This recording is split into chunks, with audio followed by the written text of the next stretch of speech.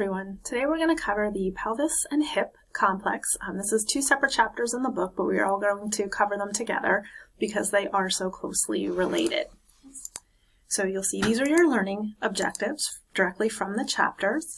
The hip complex itself is composed of the head of the femur and the acetabulum of the pelvis. It is a ball and socket joint, so it has 3 degrees of freedom. You'll see a lot of similarities between this and the shoulder, which we've already covered. The 3 degrees of motion that are allowed at the hip joint include flexion extension, AB and adduction, as well as internal and external rotation. The hip itself involves both the trunk moving on a stable lower extremity or a lower extremity moving on a stable trunk. And that's going to be the big difference in your open versus closed chain activities. The hip is a major player in a lot of functional activities. Anything that you're doing standing up, weight bearing, sitting is going to involve the hip joint. So we're going to start with going over some of the anatomy. The bony structures of the pelvis include the ilium, the ischium, and the pubis. Within the ilium or on the ilium, we have the anterior superior iliac crest and the anterior inferior iliac crest. We have the posterior superior iliac spine and the posterior inferior iliac spine. And I just realized I call these crests up front, but they are spines as well. The whole thing up here is your iliac crest. And then we also have the ischium on the posterior aspect and the pubis on the anterior aspect. The pelvis forms an osteoligamentous ring, so it's a lot of bone, but then we do have the pubic symphysis, which is a very large, strong piece of cartilage, which helps to give it support and structure, and then it articulates posteriorly with the sacrum. The femur, part of the hip, is the longest and strongest bone found in the human body. The head of the femur is going to project medially and anteriorly. On the femur, we have the greater trochanter, and we're going to use that for palpation and for lining up goniometers to do a lot of hip measurements. We also have the lesser trochanter over on the other side. The trochanteric fossa is up in this area, your linea aspera, and your medial and lateral condyles on the distal end of the femur. The angle of inclination, and this is between the femoral head and neck and down to the shaft of the femur, that's the angle that we're talking about. It's normally about 125 degrees. If you have a smaller angle, then we have what's called coxa vara. So this is showing about 110 degree angle. And so this is going to change that angle of inclination at the hip. A wider or larger than normal angle would be considered coxa valga. And that's when that angle opens up a little bit more. So here they're showing an angle of about 140 degrees. If there is any change in the normal angle of inclination at the femur, you're going to see those effects on down the lower extremity. And so we'll talk to that as we get into the knee and the foot and ankle chapters as well. Femoral torsion is looking at the relationship between the femoral neck and the shaft. Normally, there's a little bit, about a 15 degree angle of anteversion in the femoral neck, which keeps our feet in somewhat normal alignment. If we have increased or excessive anteversion, this is where we start to see toeing in, kind of like pigeon toes.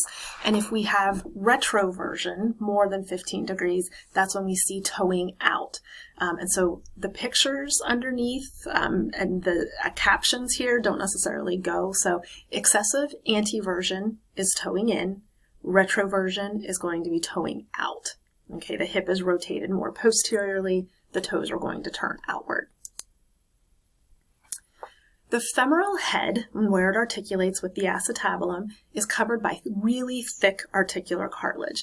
Think about the fact that the hip has to support pretty much your whole body weight anytime you're in standing. So there's a lot of cartilage that surrounds the ends of the long bone.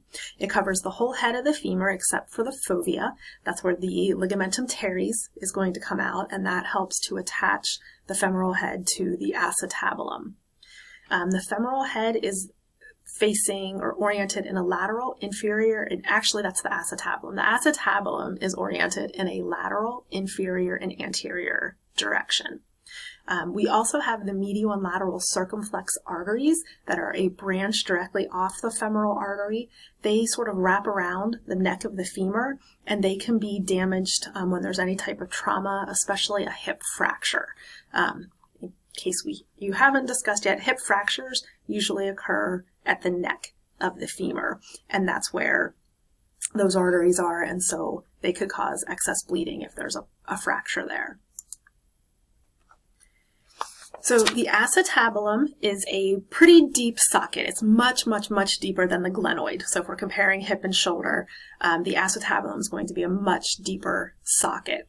It does also have a labrum, which is a fibrocartilage ring that goes around the acetabulum, which helps to increase stability at the hip. It increases the articular surface. It helps to hold the femoral head into place a little bit more. And it also serves as some shock absorption for the joint as well.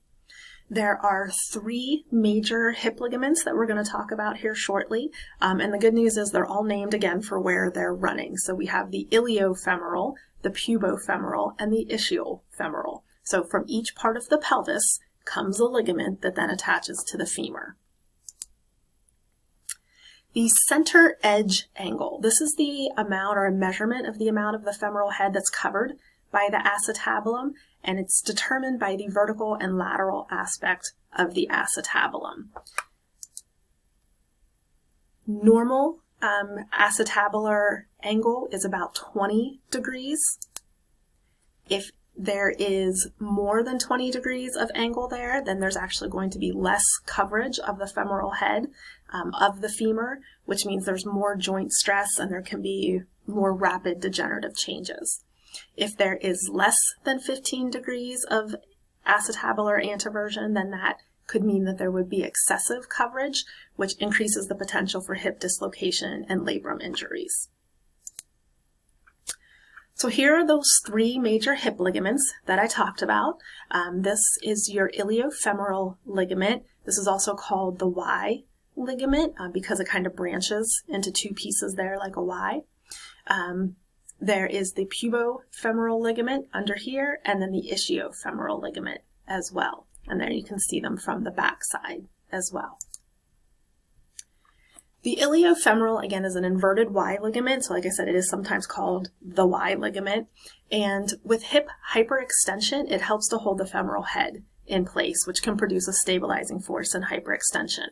What this picture is showing, when you guys in procedures talked about patients who have a paraplegia, who are paralyzed from the waist down, this would be a picture of a person who has paralysis of the lower extremities. She is using KAFOs in order to stand, so it's locking her knees into extension, and she's using Lofstrand crutches to maintain her stability. If she does not have a lot of trunk or hip control because of the level of her injury, she could have increased stability and standing by doing what we call standing on your Ys, standing on your Y ligament. And so what she would do is she would hyperextend her hips, kind of like she's doing right here. Her hips are in an extended moment right here, and that stretches out that Y ligament that's on the front side of the hip, and that helps to hold her femoral head in place and helps to make her hip joint more stable. So stable that she's able to stand on it even though she has paralysis in her legs. The pubofemoral ligament is going to be taut or tight in lateral rotation when the hip is extended. It blends in with the joint capsule and the iliofemoral ligament. The ischiofemoral ligament runs definitely more on the posterior side as it's coming from the ischium. It reinforces the posterior capsule. It spirals around the femoral neck up here and blends in with the capsule. It can resist medial rotation when the hip's extended or flexed. The closed pack position for the hip is going to be hyperextension with abduction and medial rotation or internal rotation. So looking at, again, the movements or kinematics of the hip, we have flexion. Normal hip flexion is going to be 120 degrees, and that's with the knee flexed. If the knee is extended in a straight position, Usually we consider normal or good motion to be about 90 degrees. When the hip flex, the femoral head is going to roll posteriorly. Extension, neutral is considered 0 degrees, and then normal extension is considered usually 20 to 30 degrees with the knee extended. With the knee flexed, you're going to be limited by the rectus femoris. So you might not have quite as much motion, especially if you have any tightness in that hip flexor muscle. When the hip extends, the femoral head is going to roll anteriorly. The hip also internally and externally rotates. So the first picture is showing your external rotation. This picture is showing your internal rotation. Both are considered normal at 45 degrees. You will see when we get into lab and go over goniometry that we have a little bit different positioning to measure those. The hip also AB and AD ducts. This is showing some abduction. Normal is considered 40 to 45 degrees, adduction about 25 degrees. Those were all femur moving on pelvis. We can also have the pelvis moving on the femur. Anytime you're weight bearing, the pelvis will be moving on a stationary femur. There's a very close relationship between the pelvis, the SI joint, the hip, and the lumbar spine. And so a lot of times people come in with pain or issues and we have to kind of tease out exactly which structure might be involved with that. Now we're going to talk a little bit about pelvic rotations. So in the sagittal plane, this is going to be our anterior and posterior pelvic tilts. So an anterior pelvic tilt is a decreased angle between the anterior pelvis and the femoral shaft. So this puts the person in a position of hip flexion. So you can see this would be an anterior pelvic tilt in sitting. It increases the lumbar lordosis or exaggerates that normal lumbar curve. The iliofemoral ligament is on slack, and the anterior muscles and soft tissue are going to be shortened. If someone demonstrates a chronic anterior pelvic tilt, we would expect their hip flexors and their erector spinae group to be tight, and we would expect weakness or stretching of the abdominals and the hip extenders, which would be the hamstrings and the glutes. A posterior pelvic tilt is going to be exactly the opposite. So this is when the hip goes into more of an extended position. So the angle between the anterior pelvis and the femoral shaft increases. Hips are in more of an extended position. The lumbar lordosis decreases and spinal flexion increases. With a posterior pelvic tilt, we expect tightness in the abs and the hip extensors, and we expect weakness because of being overstretched in the hip flexors and the ESG group. So it's exactly the opposite, the anterior and posterior pelvic tilts. We can also have pelvic rotation in the frontal plane. So this would be if the pelvis tilts side to side, or if we have an elevated pelvis on one side, like a hiked hip. So upward rotation is that hip hike position, and so there is abduction of the supporting leg. In downward rotation, the side that's low, the supporting leg is in hip adduction. When we see pelvic lateral tilting, this is typically an imbalance between QL, quadratus lumborum, and glute med.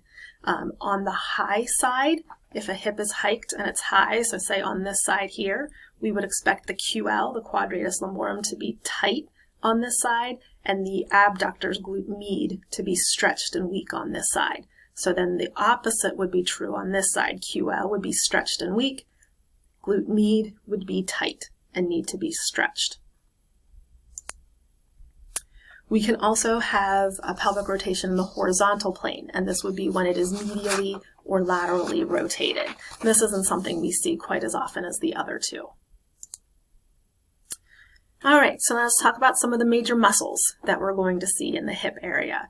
So the hip flexors, we have iliopsoas, sartorius, tensor fasciae latae, or TFL, rectus femoris, adductor longus, and pectineus. Iliopsoas is made up of psoas major and iliacus. Psoas major attaches to T12 through L4, sometimes L5, and then inserts on the lesser trochanter. It helps play a role in spine stabilization because of its origins there, and tightness can increase the lumbar lordosis and increase stress on the spinal joints. Psoas minor is present in only about 60% of the population and may contribute slightly to a posterior pelvic tilt. Iliacus over here is the other major contributor to iliopsoas. It attaches to the iliac fossa, sacrum, and then down in on the lesser trochanter. Sartorius is the longest muscle in the body. It is a two-joint muscle. It crosses both the hip and the knee. It attaches to the ASIS and then inserts on the proximal tibia. It produces flexion of the hip as well as some lateral rotation and abduction of the hip. It does assist with torque to produce an anterior pelvic tilt. TFL is just a tiny little muscle. It's shown right here on this diagram. It's a hip flexor and can serve as an assister to abduction as well as a secondary medial rotator or internal rotator. It works with glute max to maintain the IT band in tension and reduce femoral stress. Rectus femoris is also a two-joint muscle. It flexes the hip and can help to extend the knee, as it's usually considered one of the quads. It attaches to AIIS and the tibial tuberosity. The adductors of the hip are made up of adductor longus, adductor brevis, and adductor magnus, and those are going from superficial to middle to deep. Superficially, we also have pectineus and gracilis as well. The femoral triangle is located on the anterior portion of the femur. It's made up of borders from adductor longus and pectineus on the medial side, sartorius running through here, and the inguinal ligament. Contained within here is the femoral artery as well as the femoral vein and the femoral nerve, which is the major nerve supply to the anterior portion of the leg. There is not a lot of muscle or tissue covering this area, so again, this can be injured relatively easily with any type of trauma. Typically, adduction occurs in the frontal plane. This would be the femur moving on the pelvis, crossing over midline, such as shown in the picture, something like kicking a ball. That would be typically what we think of as adduction and one of the actions of the adductor muscle group. Another function of the adductor muscle group is they can also become active in the sagittal plane. They can function as extenders of the hip. The posterior fibers of adductor magnus, which is the deepest of those adductors, can assist with extension, and other hip adductors can function as hip flexors when the hip is in end range extension, or function as hip extensors when the hip is in end range flexion. One of the major roles of the adductors, and as shown kind of in this picture, is in running or moving at high speeds. The adductors serve as decelerators, and so that's why sometimes after like long runs or fast runs, your adductors actually start to get a little sore. Your hip extensors, your major hip extensors are going to be your glute max as well as your hamstrings. We also have the posterior head of adductor magnus, and some secondary extensors would be glute med, and adductor magnus, again, is considered more of a secondary extensor. Glute max extends the hip when the resistance is greater than the weight of the limb. It's a very, very strong, large muscle. It's recruited during stair climbing, running, jumping, pretty much every lower extremity activity. It does exert its greatest force when the hip is near 70 degrees of flexion. It can also serve as a lateral rotator or external rotator of the hip, and it can contribute to the posterior pelvic tilt. Hamstrings are a two-joint muscle crossing the hip and the knee. They extend the hip and flex the knee. The hamstrings are made up of biceps femoris on the lateral side and semitendinosus and semimembranosus on the medial side. Their ability to extend the hip is influenced by what position the knee is in. Your hip abductors, your major abductor is gluteus medius or glute med. The anterior fibers can also contribute to some hip flexion, and the posterior fibers can contribute to extension and lateral rotation. All of the fibers help with abduction of the hip. Glute minimus medially rotates when the hip is flexed, but is also considered to be an abductor, and TFL. Again, small muscle, but can contribute to abduction to some degree. So abductors do work when we are in single leg stance. This is actually a functional way to test the strength of the abductor muscles. Normally we'll test the hip abductors in side lying, have the person do a leg raise and then push down on their leg. We'll get to that in lab. But a functional way that we can kind of test that is to have someone stand on one leg. And so if a person is standing on one leg, as in this picture, the person is standing on their right leg, if we would notice that the hip drops on the left side, then that is indicative of weakness in the right glute med. The right glute med has to work because this is the stance side and it works to hold the pelvis level. If the pelvis drops over here, which is the way it will tend to drop, then that means that the right glute med, the glute med on the stance side, is weak. And this is where we get into the Trendelenburg gait, and hip drop, and we'll definitely go some more into that, both in lab and when we get to the gait chapter. Lateral rotators of the hip include glute max, piriformis, that's the one probably most people think of. It's a lateral rotator and an abductor, and then there are multiple deep rotators as well. Internal rotators include the anterior fibers of glute med and glute min, TFL, adductor longus and brevis, and pectineus. Rotators during stance, lateral rotators will move the pelvis away from the stance leg, and medial rotators will move the pelvis towards the stance leg. Some common hip pathologies that we will talk about just briefly here and more in depth in terms to come. Congenital hip dislocation or dysplasia, leg calf Perthes disease, and slipped capital femoral epiphysis or SCFE. These are all congenital hip disorders that we tend to see in younger kids, usually under the age of 10. Most of them are due to some sort of malformation or necrosis of the femoral head, where the femoral head and the acetabulum don't articulate the way that they should. Coxa-valga or vera, we talked a little bit about in this chapter, and that's a change in the angle of inclination at the hip. Osteoarthritis, the hip is one of the most common joints to develop osteoarthritis in because it is such a weight-bearing joint. Hip fractures are definitely a common pathology. You're going to see through your therapy career, you will see lots and lots of hip fractures and osteoarthritis, which may lead to hip replacements.